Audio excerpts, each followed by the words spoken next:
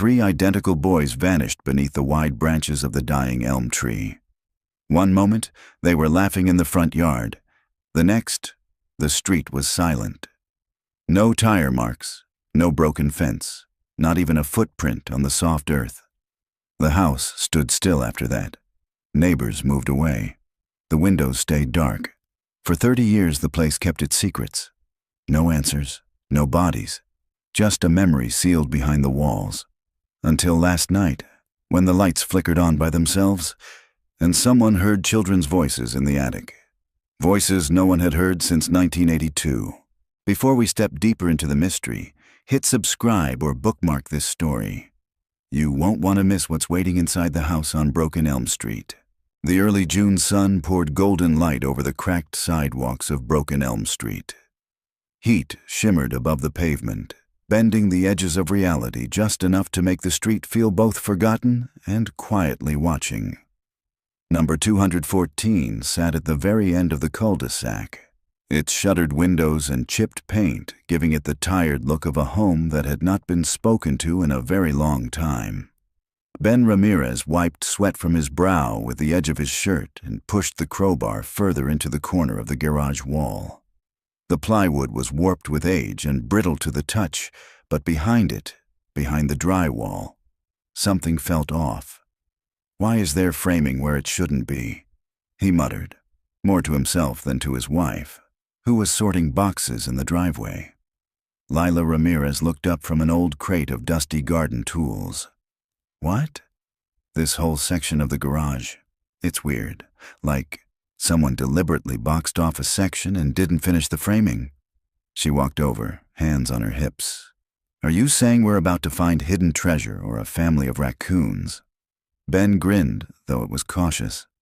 Let's hope it's not the latter. With a satisfying crack, the crowbar pried loose a large piece of drywall, revealing a hollow space behind. Dust swirled in the shaft of sunlight beaming through the small garage window. And then they saw it. A wooden crate, wedged between the studs and the old concrete slab, sealed in a space barely 3 feet deep. Time had turned the wood gray and the iron hinges a deep, brittle red. A child's name was scribbled across the top in faded permanent marker. Danny. Lila's breath caught. What the hell? Ben knelt, brushing away cobwebs. This doesn't feel right. The crate wasn't locked, just sealed shut with old nails that had long since loosened. With slow fingers, Ben lifted the lid. Inside, the dust clung like ash to objects that should not have been there. Not in a boarded-up corner of a garage. Not left like this, not forgotten. A toy fire truck, its wheels missing, a tangle of yo-yos. A laminated school library card with Evan Cooper, written in blocky handwriting. A red and blue spiral notebook filled with backward letters and stick figures. And, at the bottom, a faded Polaroid. Lila lifted the photograph carefully, as if it might disintegrate. Oh my God. 3 boys, identical in appearance, smiled at the camera in matching red jackets. Their arms were around each other. Behind them, unmistakably, was this very house. Its porch rail still crooked. The same siding, the same cracked sidewalk leading up to the front steps. She turned the photo over. No date, no names. Ben stood slowly, brushing his hands on his jeans. Triplets? I think so. They exchanged a long look. Something cold crept between them, despite the heat outside. Lila stepped outside the garage, the Polaroid still in her hand. She pulled out her phone and searched. Triplets missing Broken Elm Street. It didn't take long. Missing persons. 1989. Daniel, Evan, and Miles Cooper. Age 7. Last seen riding their bikes home from school in Rosewood County, Texas. There were photos. There were their faces. Ben appeared beside her, reading over her shoulder. They disappeared from this street. Lila nodded slowly. I think they lived right across the road. They turned together, gazing across the quiet, tree-lined street. A modest brick home stood directly opposite their driveway, its lawn slightly overgrown. its porch shaded by a creaking awning. Wind brushed through the trees, lifting dry leaves along the sidewalk like whispered memories. The house looked still. Ben broke the silence first. "We need to report this." "Of course," Lila said, but her voice had changed. There was something tender in it now, a softness shaped like sadness. She looked back at the photo again, those little boys smiling, oblivious, still alive in that single captured second, frozen in a moment someone had desperately hidden. The police arrived by late afternoon. 2 cruisers, 1 detective in an ill-fitting blazer. They took photos of the items, bagged everything with plastic gloves, and asked questions in clipped, procedural tones. "This case is cold as the Arctic," one officer murmured as he zipped a plastic evidence bag shut. "Been closed since '94. No leads in over 20 years. Detective Kwan was polite, efficient, and entirely uninterested in speculation. "We'll log the evidence, reopen the file, and follow up if anything new comes up," she said, handing Lila a card. "But don't expect a miracle. These boys have been missing for 35 years. Ben nodded respectfully, but Lila lingered behind. She stared at the wall, the space where the crate had sat, hidden behind insulation and studs. Who put it there? Why these things? Why this house? After the officers left, Ben began sealing up the wall again. Lila didn't help. She just stood in the driveway, staring across the street. The porch light flicked on at the brick house across the road. A figure sat quietly in a rocking chair. She hadn't noticed him before. That evening, as twilight melted into soft orange along the rooftops, Lila pulled up the missing persons article again. She read every word, every paragraph. She learned their names: Daniel, Evan, and Miles Cooper. 7 years old. Last seen near the corner of Broken Elm Street and Willow Lane at 4:12 p.m. A neighbor said they were riding bikes and laughing. Another claimed they never came home from school at all. The case was labeled non-suspicious disappearance, then later escalated to suspected abduction. Their mother had been quoted in a newspaper from 1990. She was still in town. She had never moved. "I just want someone to remember their faces," she said. "They didn't just disappear. Someone made them disappear." Lila closed her laptop. The photo sat beside her on the nightstand. In it, the middle boy, Evan, had a gap between his front teeth. Miles had grass-stained jeans. Danny, in the middle, held a bent stick like a sword. They looked alive, and now they were ghosts in her garage. The next morning, Lila walked across the street. The woman who answered the door was older than in the photos, of course. Her hair had gone white at the temples, but her eyes were the same, sharp, observant, gentle, in a way that comes only from heartbreak so deep it folds in on itself. "Yes?"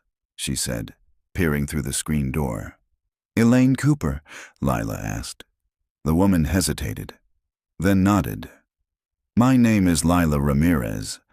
My husband and I just bought the house across the street." Elaine's expression didn't change. "We were doing some renovations," Lila continued, her voice catching. "And we found something, some things, a crate behind the wall in the garage." Still, Elaine didn't speak. "There were children's items inside," Lila said, "and a photograph of 3 boys." Now, Elaine opened the screen door. "You should come in," she said quietly. The living room was dim but clean. A fan spun slowly overhead. Floral wallpaper peeled slightly in one corner. On the mantel sat 3 identical silver frames, one for each son. Each held the same school portrait. A round face, dark eyes, identical toothy grins. Time had not been kind to the prince. The colors had faded, but not the faces. Elaine sat down across from Lila, her hands folded in her lap. "May I see it?" she asked. Lila reached into her bag and pulled out the Polaroid. Elaine took it with steady hands. Her face didn't change at first, just a long silence that seemed to stretch the length of the room. Her eyes scanned the photo over and over again, as though the boys might say something new if she just stared long enough. "This was the day before," she whispered. "That's Miles in the front. He always stood like that. And Daniel." Her voice caught, but she continued. "He picked out those jackets. They said red was their superhero color." She brushed her thumb across the edge of the photo like it might warm under her touch. "I had this exact picture. I thought it was lost." "It was behind a wall," Lila said gently. "In a crate, with some of their things." Elaine looked up. "In that house?" Lila nodded. Elaine closed her eyes. "For years I used to walk past that house, trying to remember who lived there. I never thought to check it after Vernon Hale died." "Vernon Hale," Lila echoed. "He was the man who lived there back then. Older gentleman, kept to himself mostly. Lost his wife before we moved in." Lila felt her pulse quicken. "Was he ever investigated?" "No," Elaine said quietly. "He had an alibi, and he was respected." She stared again at the photo. "But I always wondered. He had this dog, Brutus. My boys loved that dog. Sometimes I'd see them petting it on the sidewalk, even though I warned them not to talk to strangers." She looked up sharply, with a kind of calm clarity that sent chills through Lila's spine. "Mrs. Ramirez, that wall was sealed deliberately. Those items were not forgotten. They were hidden." Elaine Cooper did not sleep that night. She had left the photograph on her bedside table, face up, staring into the ceiling. Her hand kept drifting toward it through the dark, her fingers grazing its edges like it was an ember she could reignite with touch alone. The boys' smiles haunted her in a way they hadn't in years. Not because they were gone, but because for the first time in 3 decades, she no longer felt so certain they were. Gone, that is. At 3:17 a.m., she stepped outside, barefoot, into the garden behind her home.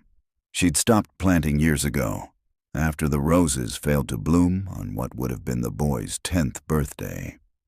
Now it was mostly weeds and the stubborn remains of lilies that refused to die, no matter how long she ignored them. She knelt in the dirt and placed the photograph beside her. "I told everyone," she whispered. "They weren't just lost." The wind rustled the fence.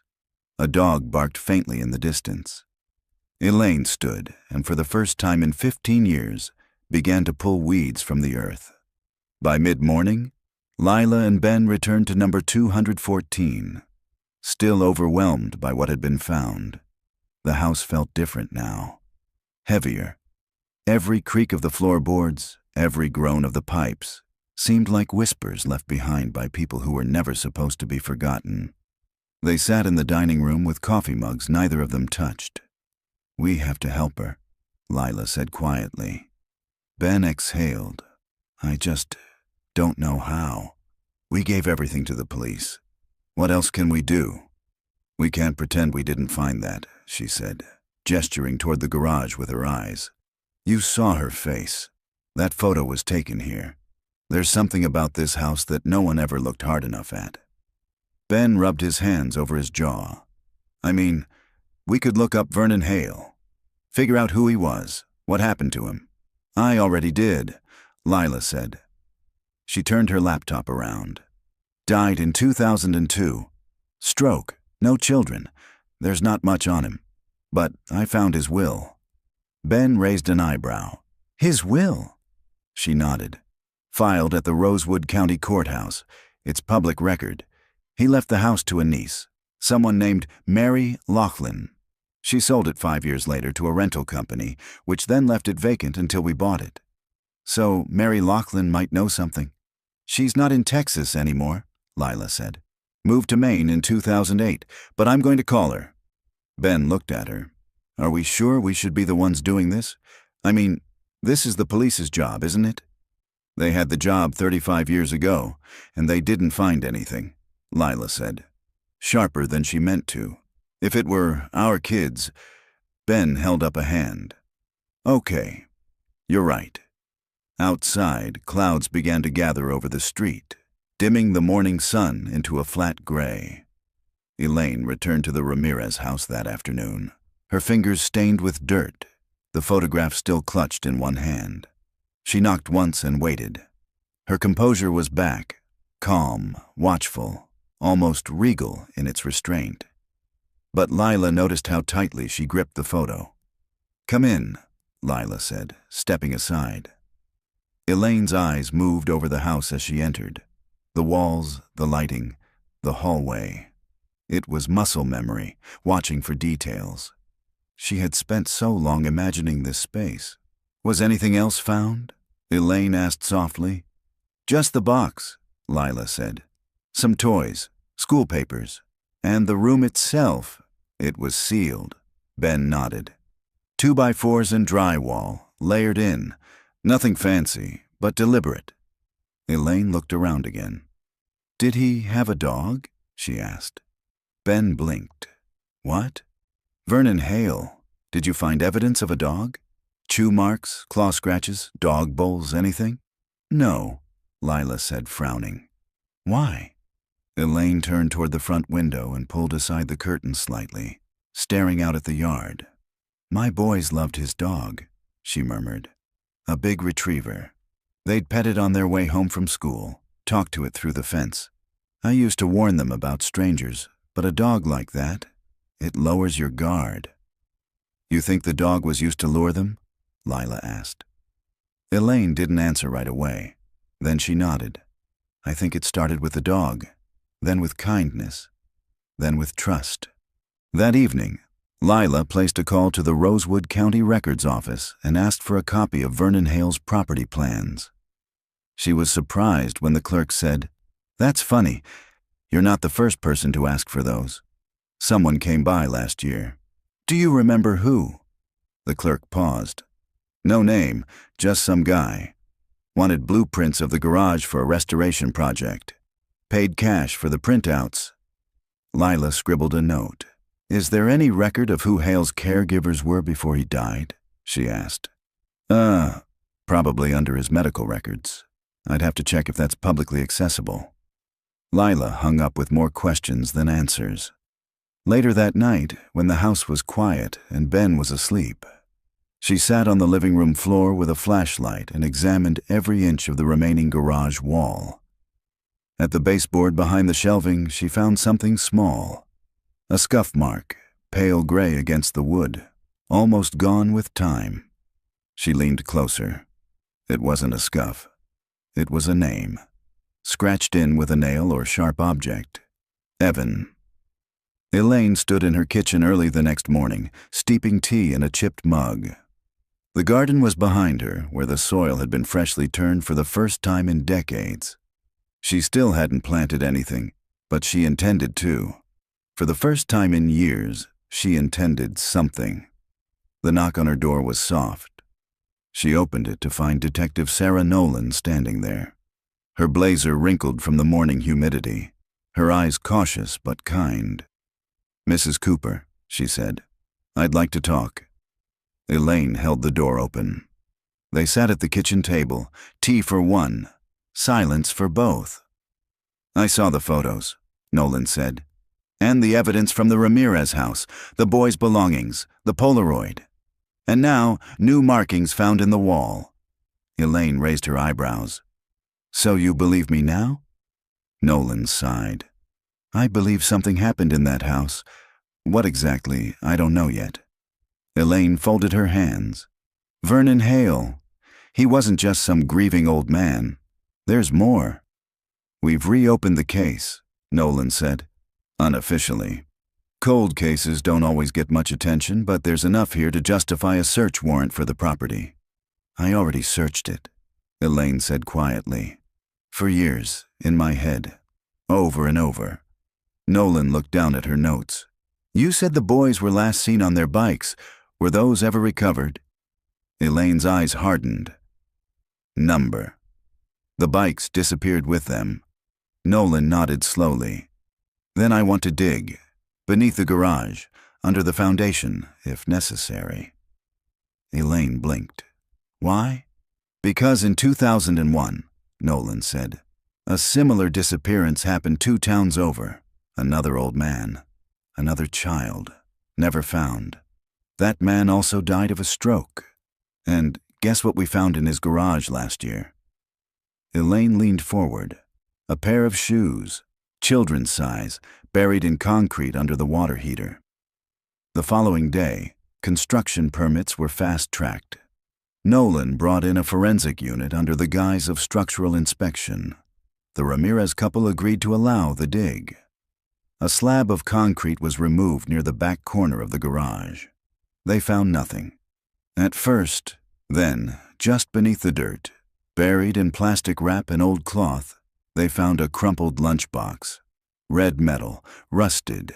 Inside, a pair of socks, a Pokemon sticker, a folded note that read, "Please don't tell Mom I took the dog treats." Evan Elaine sat on the steps of the house, holding the lunchbox in both hands, like it was a living thing. The sun was setting behind her, bleeding gold through the trees of Broken Elm Street. For the first time in 35 years, the street felt like it might breathe again. Elaine stood at the edge of the Ramirez garage, the earth still torn where the forensic crew had left off, the outline of the foundation cracked and incomplete. In her gloved hands, she held the lunchbox again, lighter than she remembered, as if memory had added weight to it over time. It had been red once, fire truck red. Daniel's favorite. She remembered Evan begging for the same one at the store just so he could match. But this one, she was sure, had belonged to Miles. He was always the quiet one, the one who didn't fight to be seen, but who left notes everywhere. She turned it slowly in her hands.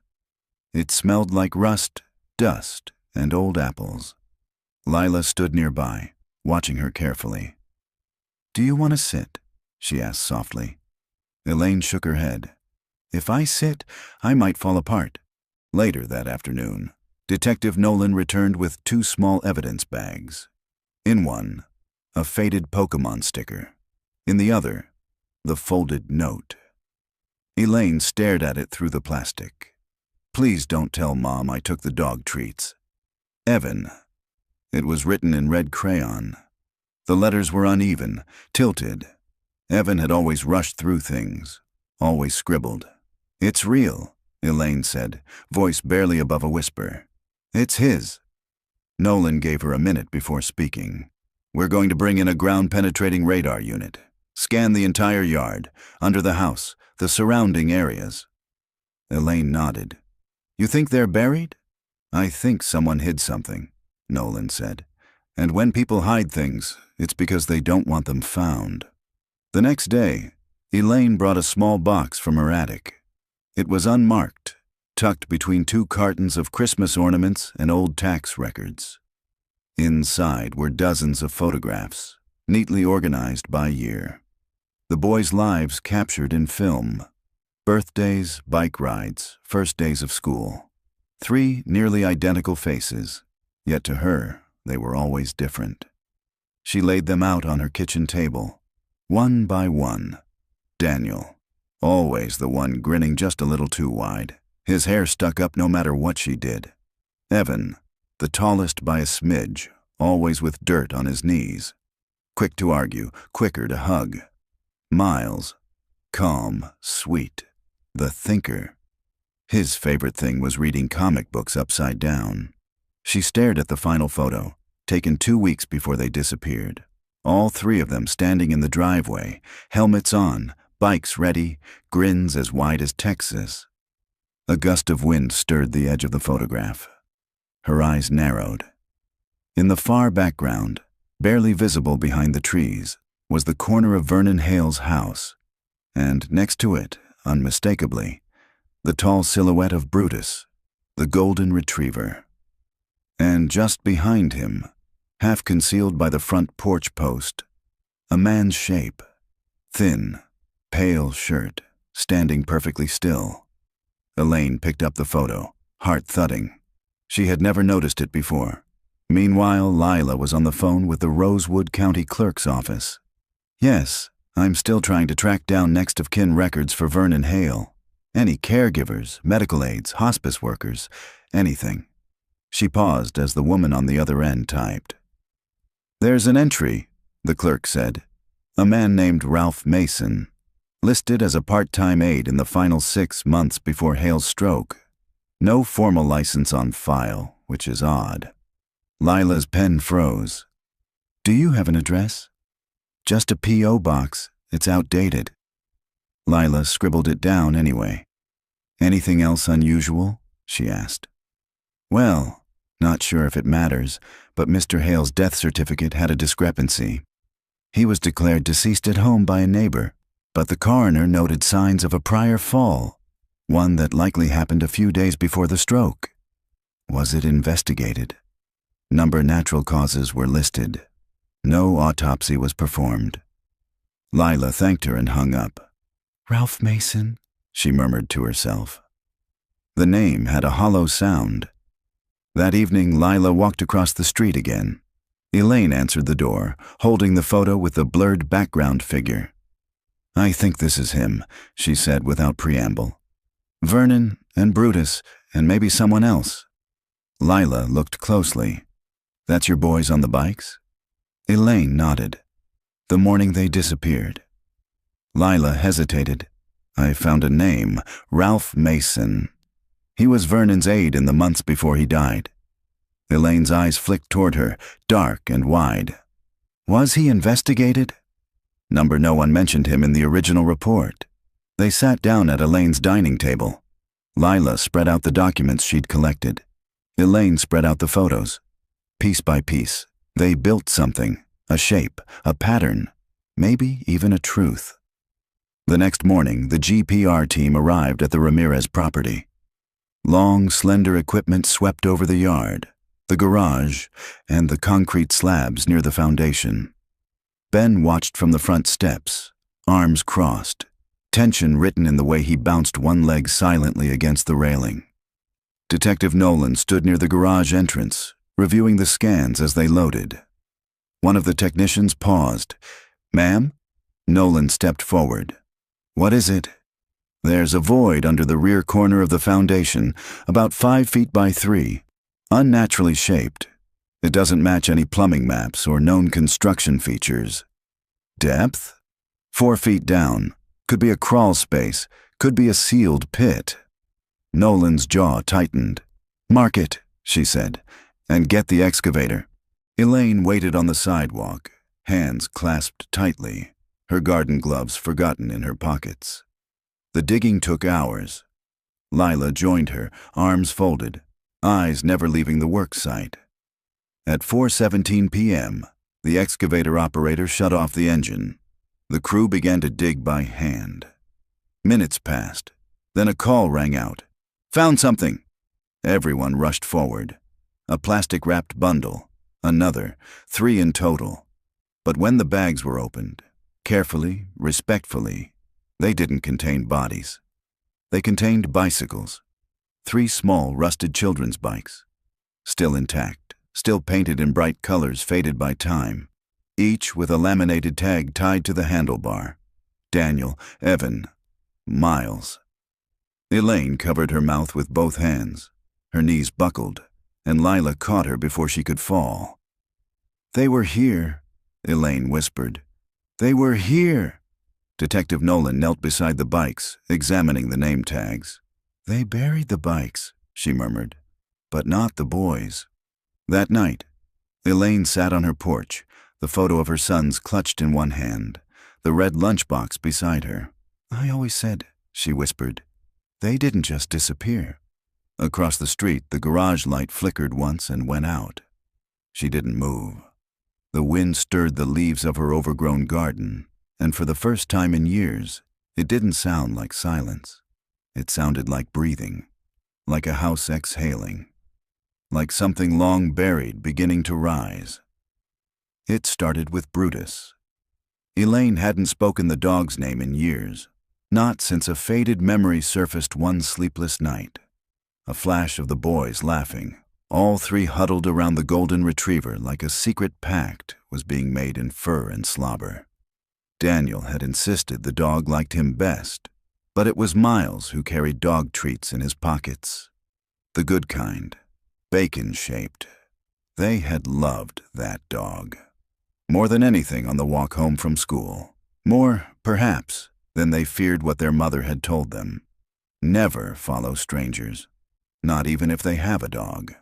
The discovery of the bikes was front-page news the next morning. Breakthrough.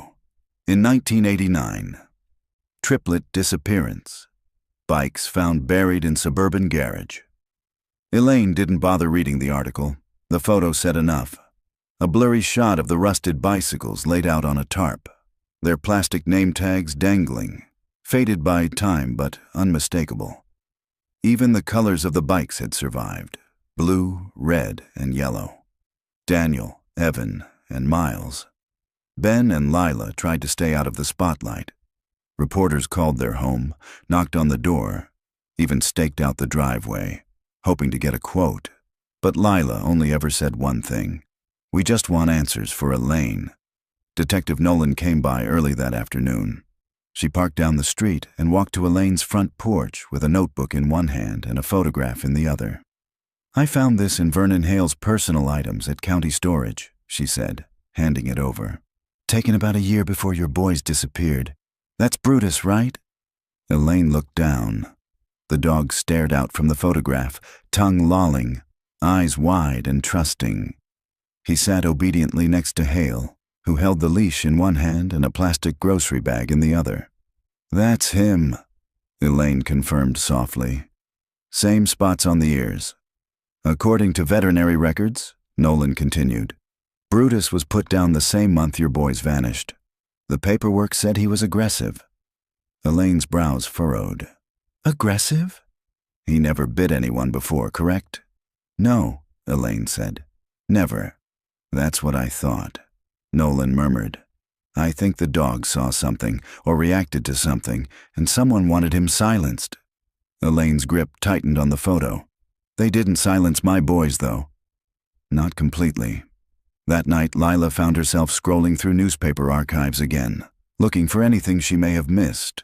A name, a thread, a pattern. What she found was a 1990 obituary for Vernon Hale's wife, June Hale, and an odd note buried in the column. Preceded in death by her son Matthew, age 3. Lila sat up straighter. Hale had a son. The article didn't elaborate. No date of the child's death, no cause listed. Just a single line, as if someone didn't want to talk about it. She clicked deeper, digging through county birth and death registries. Matthew Hale, born 1957. Died 1960. Cause of death, accidental drowning. No further information. But that was the year Hale stopped teaching. Lila wrote the name down and circled it. Elaine returned to the Ramirez house the next morning. Lila met her at the door with coffee and weary eyes. "I found something," she said. They sat at the dining table again, the same place where the Polaroid had first been passed between them. This time, Lila handed her a printed copy of the obituary. Elaine read it twice. Why would he keep that secret? She asked. Why not mention his son? Maybe he lost more than just a child that day, Lila said. Maybe it broke something in him. Elaine traced her finger over the name. Matthew. Or maybe he wanted another chance, she whispered. Lila looked at her sharply. You think that's why he took them? Elaine's eyes were steady. 3 boys, all the same age his son would have been, all in one place. He didn't just want a child. He wanted a replacement. Lila swallowed. Then what happened to them? Elaine shook her head. I don't know, but I don't think he acted alone. Detective Nolan's investigation was evolving. She tracked down the hospice records for Hale's final year. Sparse, but just enough to confirm what Lila had found. Ralph Mason had been a caretaker for several elderly patients in the area, but had never filed for a license, and no one seemed to know where he'd come from. Nolan got a break when a bank flagged a dormant safety deposit box registered to Mason, accessed once in 2003, and then never again. The box was in Lubbock. Nolan got a warrant.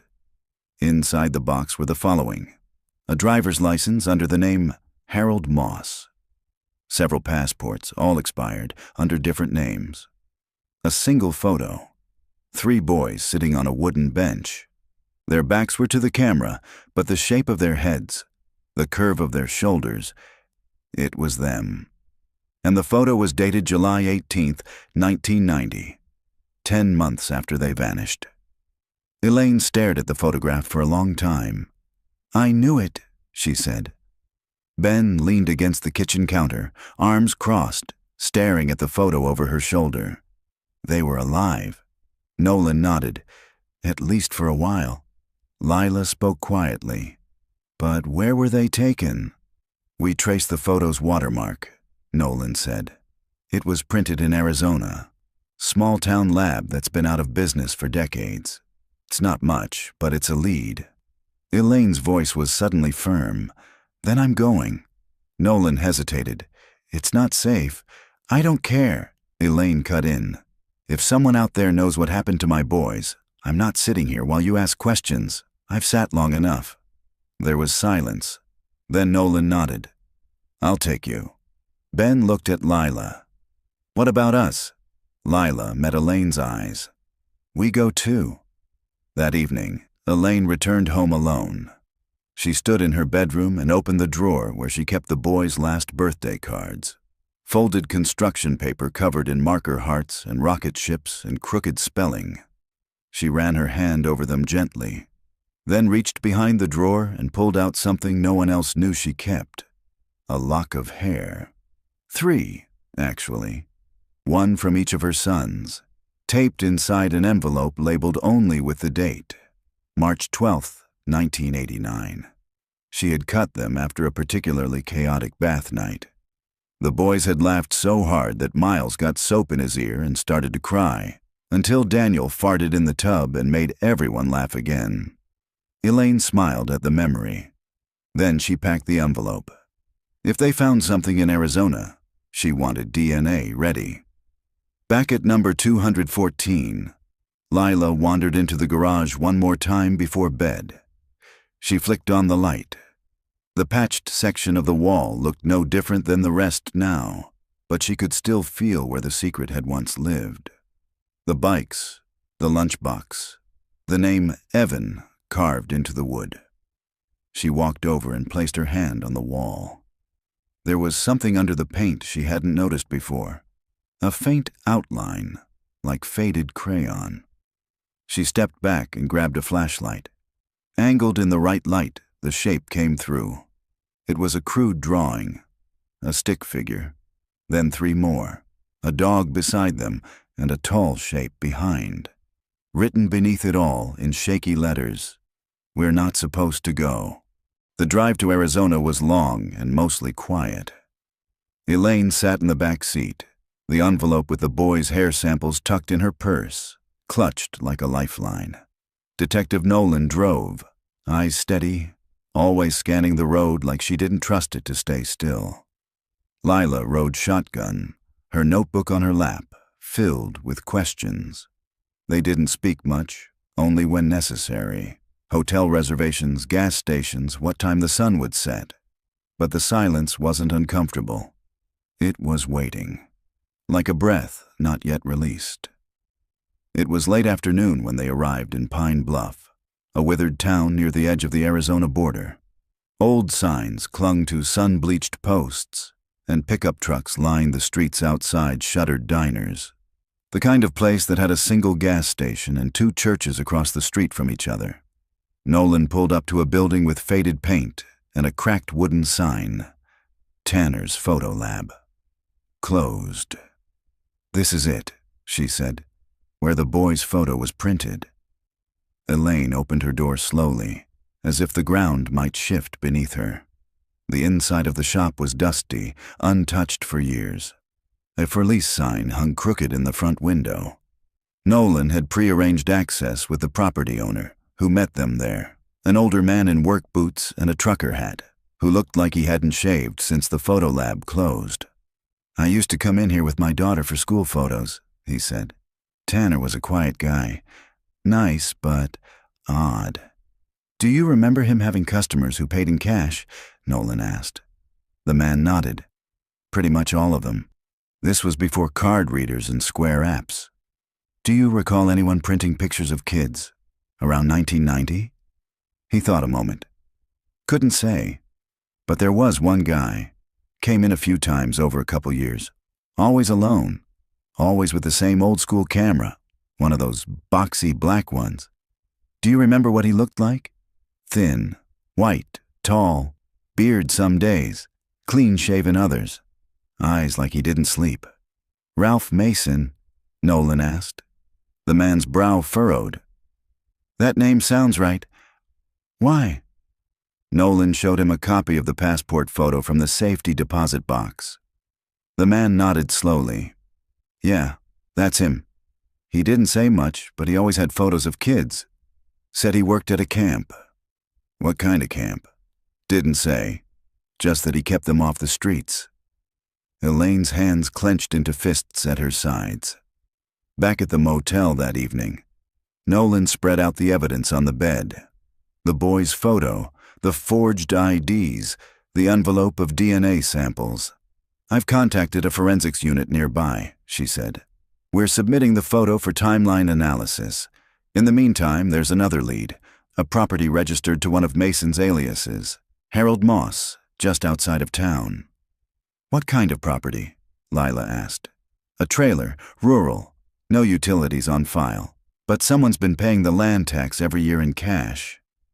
Elaine looked up sharply. We're going.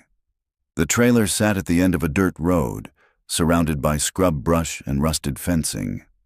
A mailbox stood bent near the gate, the name scratched out with black marker. The place was quiet, not abandoned, but waiting. Nolan stepped out first, hand on her badge. Lila followed, carrying a flashlight. Elaine stayed close, scanning every detail, the tire tracks, the footprints in the dust, the curtain fluttering in the window. They knocked. No answer. Nolan tried the door. Unlocked. Inside, the air was stale. Dust coated everything. A twin bed with thin sheets, a table, a kettle, a shoebox on the counter labeled Spring in black ink. Nolan opened it carefully. Inside, photographs, dozens of them. All boys, some older, some younger, some smiling, some blurry. All of them outside, on porches, at parks, in fields, always 3 at a time, but never facing the camera. Lila's voice cracked. Are these them? Elaine stepped forward. She picked up one photo. 3 boys sitting in a circle, backs to the lens, drawing something in the dirt. I know those shoulders, she whispered, even in black and white. Nolan took the box and began to photograph everything. They searched every corner of the trailer, closets, drawers, the old pantry. Nothing else, except the back room. It had once been a laundry room. The floor had been redone with plywood. A single bare bulb hung from the ceiling. Something about it was wrong. Elaine stood at the threshold, unmoving. There's something under us, she said. Lila shined her flashlight at the floor. A faint seam ran through the plywood, not natural aging. Cut edges. Something had been opened here, or hidden. They found a crowbar in the tool shed outside. The plywood lifted with effort, revealing a hollow space beneath the floor. Not deep, maybe 3 feet, lined with insulation and old fabric. And in the center, a locked metal box. Nolan pulled it out slowly. The lock was rusted shut, but broke with force. Inside, 2 journals, tied together with twine, a child's drawing, 3 stick figures and a dog, 1 figure with X's over the eyes, and an envelope labeled Cooper Boys. 1989. Elaine opened it. Inside were 3 small bracelets. Faded plastic beads, the kind you buy at a dollar store. Each with a name spelled in clumsy letters. Daniel Evan Miles. Elaine sank to her knees. They kept them, she whispered. They kept their names. That night, Nolan read through the journals. They weren't written by Vernon Hale. They were Ralph Mason's. The first entry was dated September 22nd, 1989, 2 weeks after the boys vanished. They're settling in, still scared, especially the youngest, Miles. He hides when I enter the room. Vernon says it will pass, that children need structure. Daniel asks for his mother at night. Further entries described a strict routine. Meals, reading, prayer, outdoor time, rewards and punishments. Drawings as therapy, only supervised outdoor play. Evan ran toward the fence today. Vernon slapped him. I told him it was too hard. He said they need fear to stay loyal. The last entry was dated July 19th, 1990. The youngest is gone. Vernon buried him under the shed. I wanted to leave. Vernon said it would be my fault if the others got taken. He said they are his now. Nolan stopped reading. No one spoke. Elaine simply sat at the table, staring out the window. Tears rolled silently down her cheeks. In the morning, Nolan called the sheriff's office. Excavation at the trailer began within hours. Beneath the shed, they found a shallow grave. Inside, child remains. Male. Estimated age, 8. DNA tests would confirm it later, but Elaine already knew. It was Miles. Daniel and Evan, however, were nowhere to be found. Elaine stood at the edge of the shallow grave long after the forensics team covered it. The Arizona sun pressed down, hot and unrelenting, but she didn't move. Her hand rested over her chest, her heart hammering beneath her palm. She didn't cry. Not here, not yet. She had cried so much over the years that grief had become an organ, something that lived in her, always humming quietly in the background. Now it screamed. Miles. He had been the smallest, the gentlest. He used to tiptoe around the house early in the morning so he wouldn't wake his brothers. He'd whisper stories to the dog plushie he named Captain Barkley and tuck it into bed like it needed protection. They had failed to protect him. Or maybe, Elaine thought bitterly, they hadn't. She had.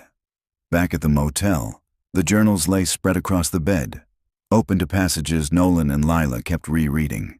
The pages were warped from years of heat and neglect, but Mason's handwriting was sharp, almost obsessive. His thoughts ranged from fragmented to reflective to chillingly clinical. They see me as the helper. I bring food. I explain the rules. But Vernon is the voice they obey. He calls them the brothers, never by name anymore. Says names belong to the past. He keeps them separate now. Says it makes them less likely to plot. Lila flipped a page, her fingers trembling slightly. Miles doesn't eat unless I'm there. He cries without sound.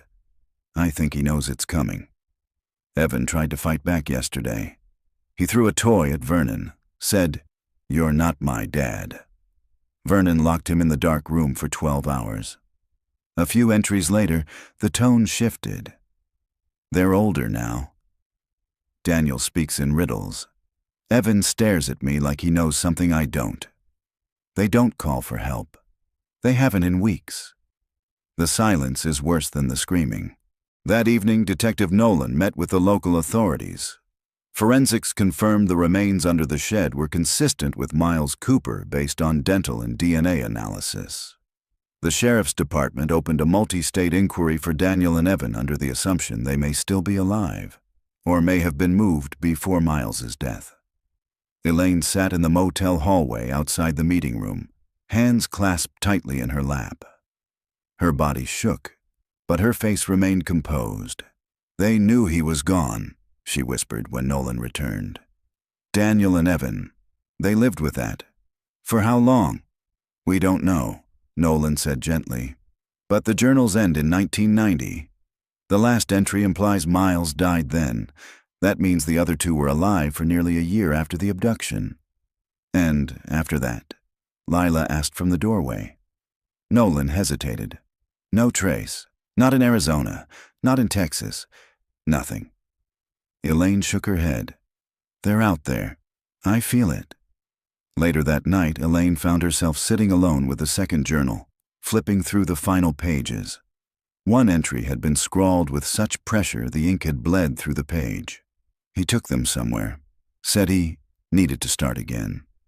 Said the desert was too exposed. He didn't trust me to follow. He took the Cadillac. Her breath caught. She flipped back to the photos. The same red Cadillac visible in the 1989 photo of the boys in front of Hale's house. The same make and model that now sat in a barn back in Rosewood County. Inside the fenced property Elaine had never been allowed to enter. By morning, Nolan had confirmed the vehicle. "Yes," she said. "The car's still registered to Vernon Hale's estate. It was never impounded, just left in a storage barn next to the main house." "Can we search it?" Elaine asked. "We already did when we reopened the case," Nolan said. "At least, the garage, not the barn. We didn't have cause to break the lock." "You do now," Elaine said, eyes hard. They returned to Broken Elm Street 2 days later. Elaine stood in her garden, the envelope containing the bracelets clutched in her hand. She hadn't stepped into the backyard of Hale's house since the boys disappeared. Not truly. She and Nolan, joined by local authorities, entered the barn together. Dust motes hung in the air like ghost lanterns. The red Cadillac Eldorado sat in the center, a canvas tarp draped lazily across it, faded but intact. Nolan approached slowly, flashlight in one hand. The trunk had been pried open years ago, but no one had looked beneath the lining. Ben, standing nearby with a crowbar, stepped forward at Nolan's signal. He pulled up the lining. A creak, then silence, then the thump of wood against metal, a hidden compartment. Inside, 3 school ID cards, partially burned but legible. Daniel Cooper, Evan Cooper, Miles Cooper, and beneath that, a small torn photo. 2 boys, perhaps 11 years old, standing on a beach, one with a dog, one holding a book. Elaine gasped. "It's them," she whispered. The photo was scanned and digitally enhanced. A logo on the boys' T-shirt was traced to a private farm and youth outreach program established in 1992 in rural Texas under a new non-profit name. The founder, Howard Fielding, retired teacher, former colleague of Vernon Hale at Oak Ridge Elementary School. His name had never come up before. Elaine felt her knees buckle when she heard it. "I remember him," she said. "He taught science. My boys loved him." Nolan read the report aloud. Howard Fielding resigned suddenly in 1990, claimed early retirement. No transfer of pension, no forwarding address. Lila's voice was low. "Do you think he took them?" Nolan's face was grim. "I think Vernon gave them to someone he trusted." Elaine's eyes burned. "Then it's time we find him." The nonprofit still existed. The website was minimal, almost rustic. It described a faith-based agricultural community dedicated to helping at-risk youth find purpose through structure and care. It was called Howard's Haven for Hope. No phone number, just an address and a donation link. Elaine stared at the homepage photo, smiling boys in overalls shoveling soil. A man in the background, tall, silver-haired, smiling faintly. "Can we go?" she asked Nolan. "We can go," Nolan said, "but we don't go alone." The sun hung low over the Texas plains as Elaine, Lila, and Detective Nolan approached the gravel drive marked by a faded wooden sign. Howard's Haven for Hope established. 1992. Planting roots, growing lives. The letters had been freshly painted. The gate, however, was old, iron-wrought and manual. It creaked as Nolan pushed it open. Elaine's pulse quickened as the car rolled forward. Ben had stayed behind in Rosewood, too shaken to face what might come next. But Elaine needed to be here. Her boys might have walked this same road, might have lived in one of the buildings now silhouetted against the dusty horizon. They passed a pasture where boys, teens mostly, shoveled soil into long rows. From a distance, it looked wholesome. Simple, but Elaine had lived long enough to know that even silence could wear a mask. Nolan parked near the main building, A two-story farmhouse with sun-faded curtains and potted plants on the porch. A woman greeted them at the door, clipboard in hand. "Welcome to the Haven. I'm Sister Marla." She was in her 60s, short white hair under a straw sun hat. Her voice soft but firm. "Are you here for a tour, or—" "We're here to speak with Mr. Fielding," Nolan said, flashing her badge. "Is he on site?" Sister Marla's smile faltered. "I believe so. He was in the greenhouse earlier, but he may have gone back to his residence." Nolan nodded. "Please let him know the Rosewood County Police Department has reopened a missing persons case, and we have reason to believe this property is involved." The woman's face paled. I'll find him." The greenhouse was warm and fragrant, filled with the scent of damp soil and lemon balm. Elaine stepped inside alone, her gaze sweeping over seedlings, hanging pots, hand-painted signs made by children. At the far end, she saw a man bent over a tray of tomato sprouts, humming a tune, tuneless but gentle. He looked up. Silver hair. A lined face. A soft smile, cautious but not unfriendly. "May I help you?" he asked. Elaine didn't answer at first. Her throat had tightened. His eyes narrowed. "Do I know you?" She stepped forward. "You taught my boys. At Oak Ridge Elementary." He blinked. His hand went still in the soil. "Daniel, Evan, and Miles Cooper," she said. "They vanished in 1989. A long pause. "I remember them," he said softly. "Smart boys, gentle, always together." Elaine studied his face. "What happened to them?" He glanced down at the seedlings. "I don't know." She took another step forward. "But Vernon Hale gave them to you." He said nothing. Then, "They were scared when they came. Confused. Vernon said their parents had abandoned them, that they needed structure." "They were stolen," Elaine said. "And you knew it." His voice dropped to a whisper. "I didn't ask questions. I told myself I was helping." "Where are they now?" she demanded. "Where are my sons?" Howard looked up at her, and for the first time, his voice cracked. "I can take you to one of them."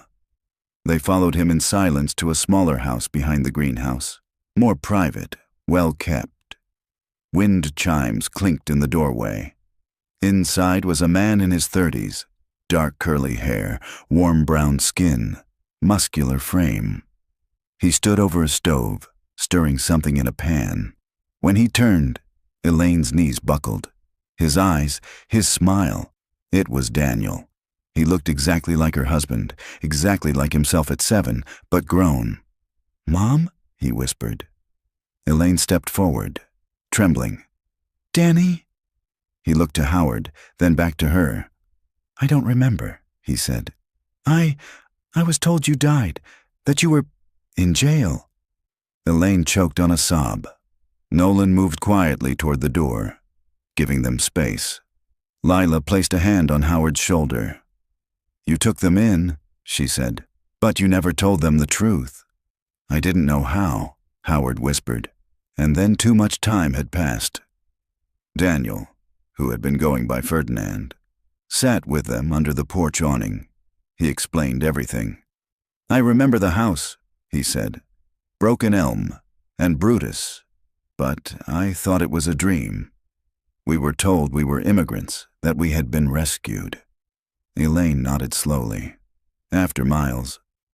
He stopped, throat tight. "We left Vernon's trailer, came here." Nolan asked gently, "Do you know where Evan is?" Daniel nodded. "He's still on the property. We work different sides of the program, but there's more." He hesitated.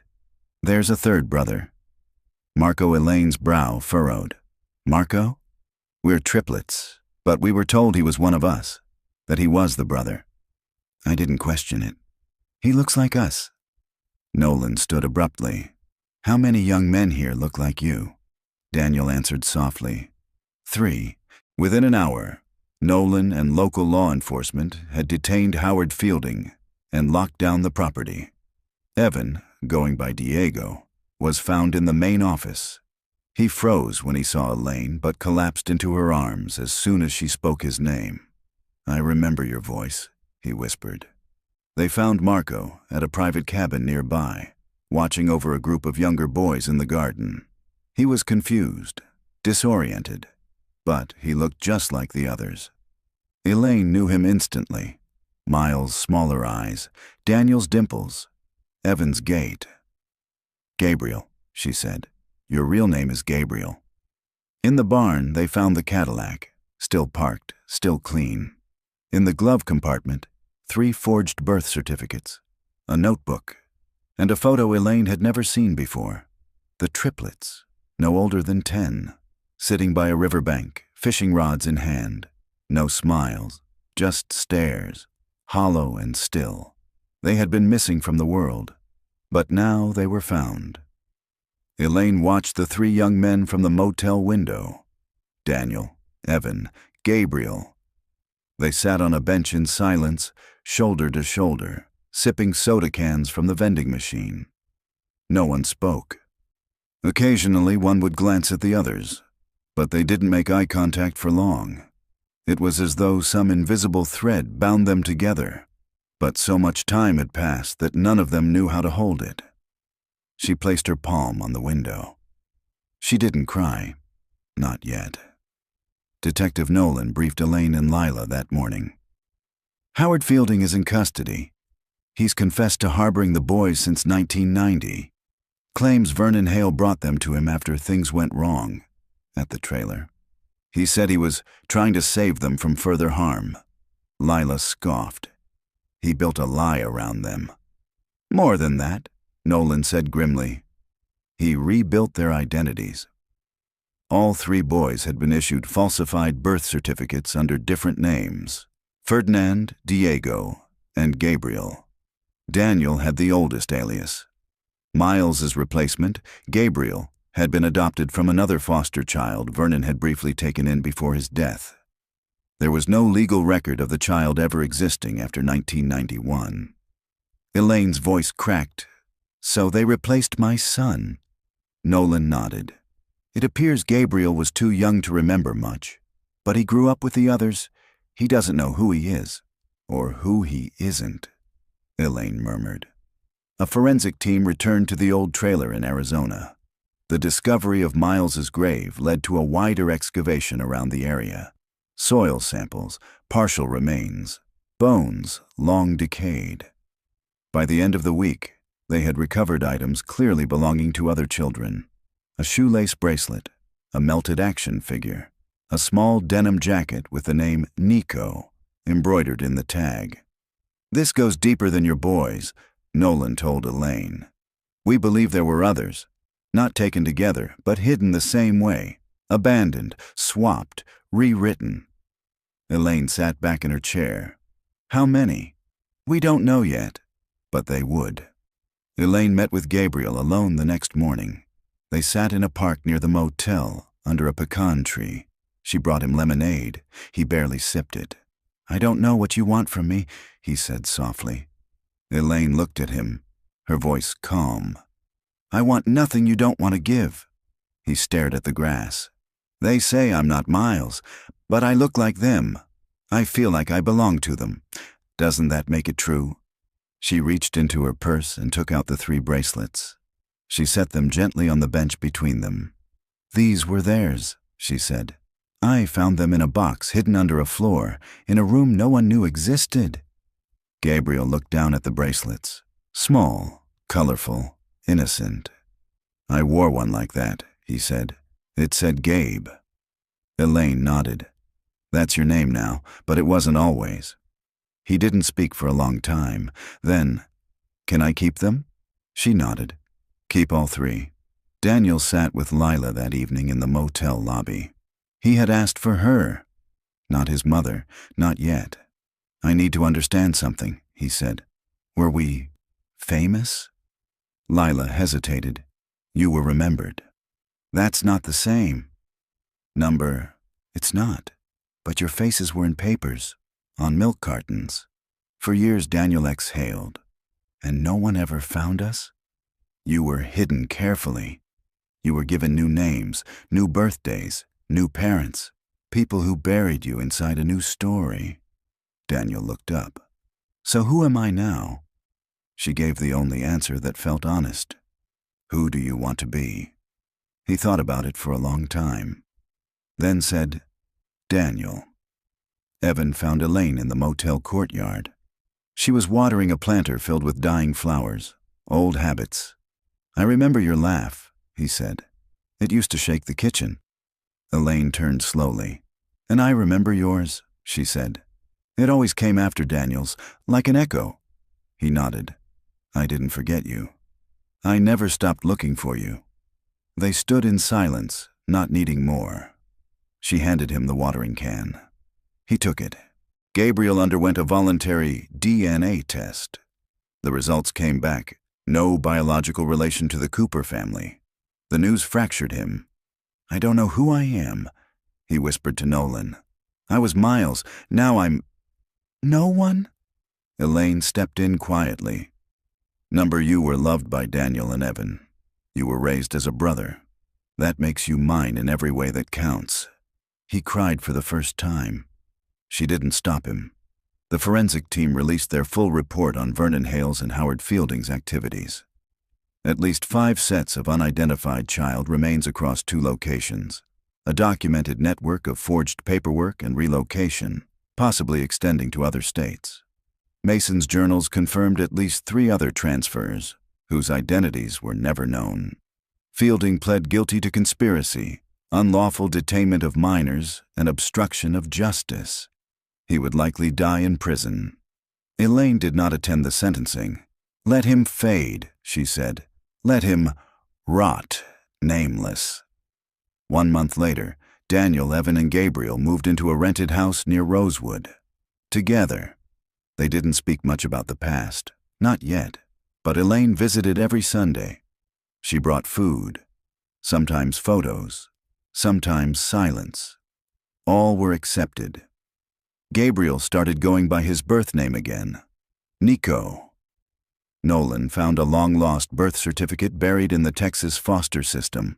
He had been placed with Vernon Hale briefly as a toddler, then vanished. Now he was real again. Elaine stood once more in her garden, digging into the soil with gloved hands. She planted lilies, 3 of them. For Daniel, for Evan, for Miles. Nico stood beside her, holding the watering can. I think I want to be a teacher, he said. She looked up, surprised.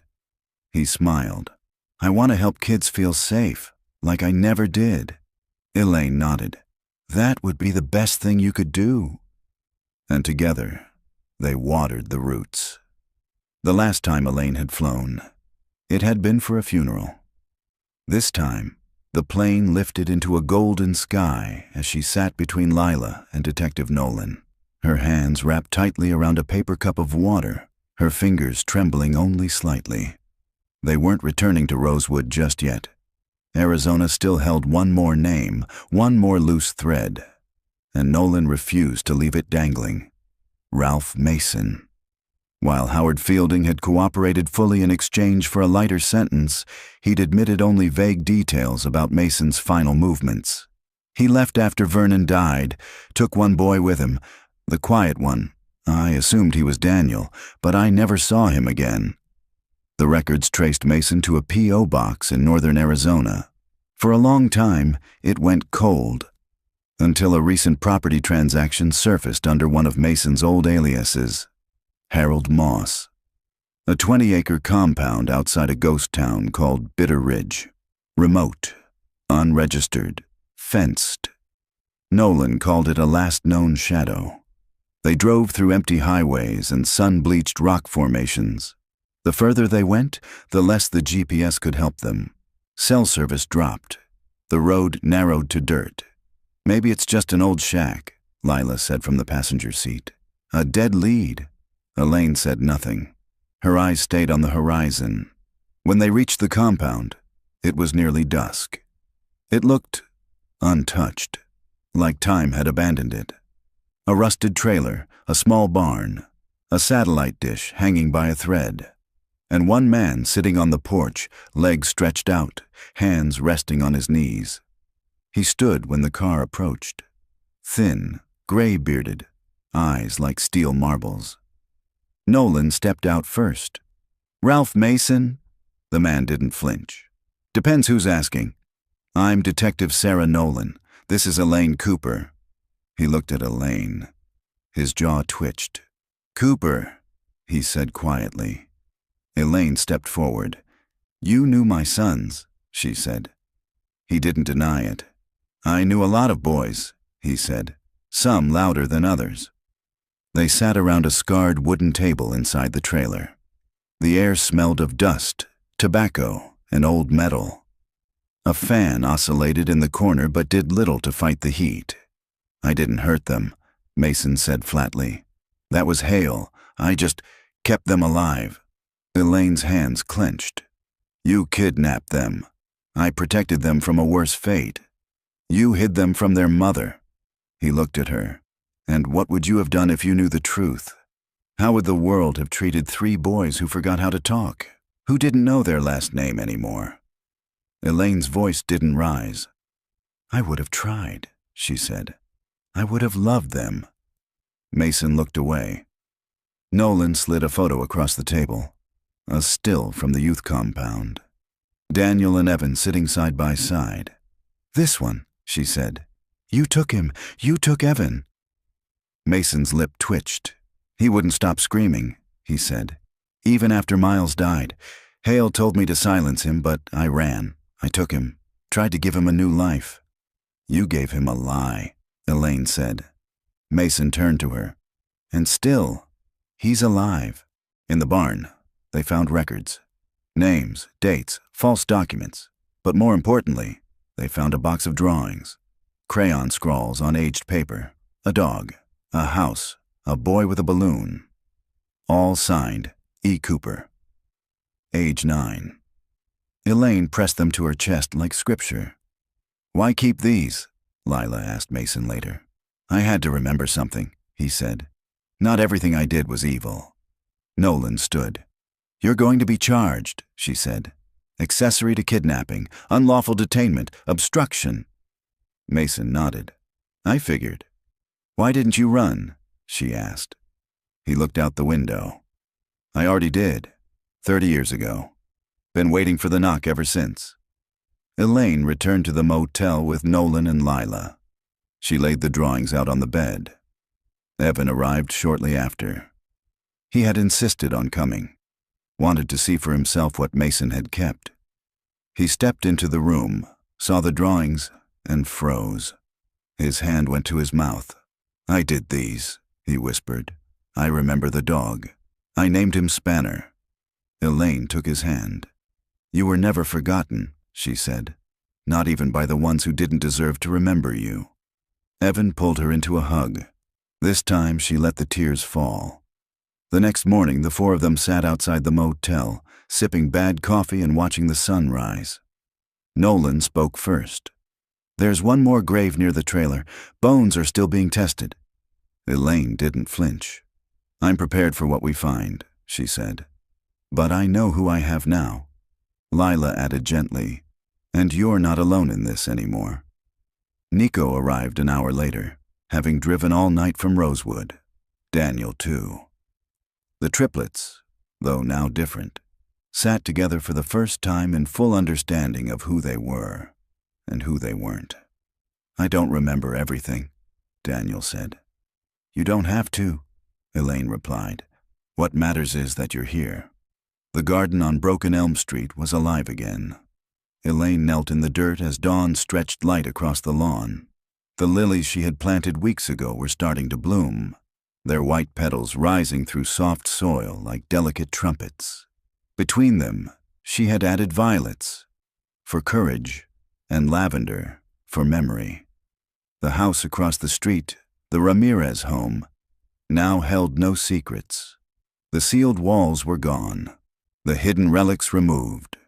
The garage had been renovated and opened to light for the first time in decades. But it was Elaine's home that now carried the real story. Not of horror, but of return. Inside, 3 chairs waited at the breakfast table. Daniel was the first to arrive. He knocked once, then let himself in. something Elaine had insisted on. His eyes were clear today, his posture stronger. "Morning," he said, placing a grocery bag on the counter. "I brought the good coffee."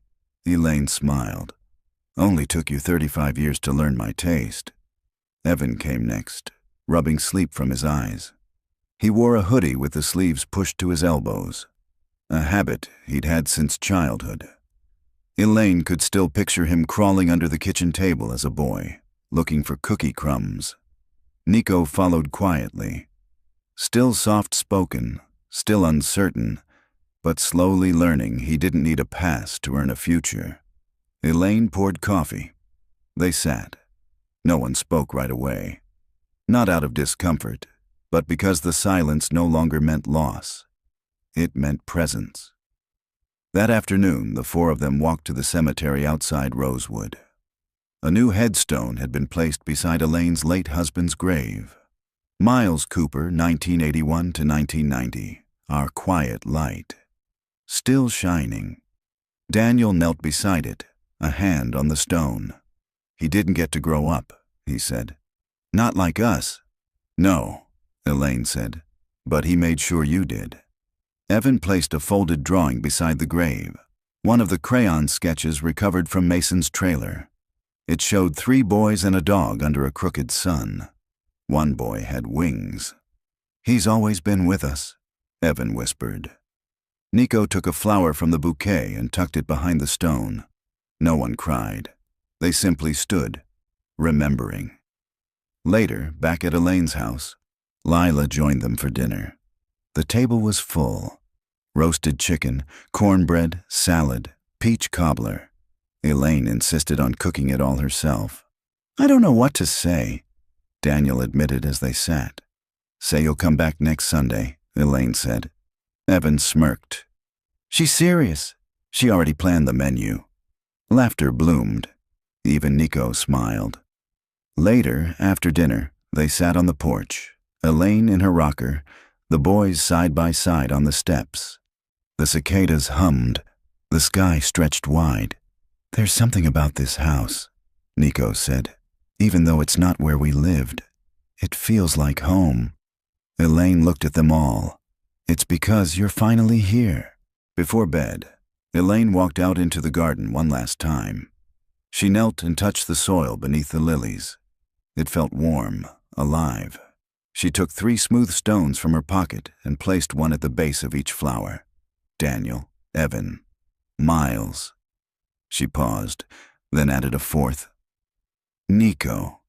The night was silent around her, but in her chest something bloomed.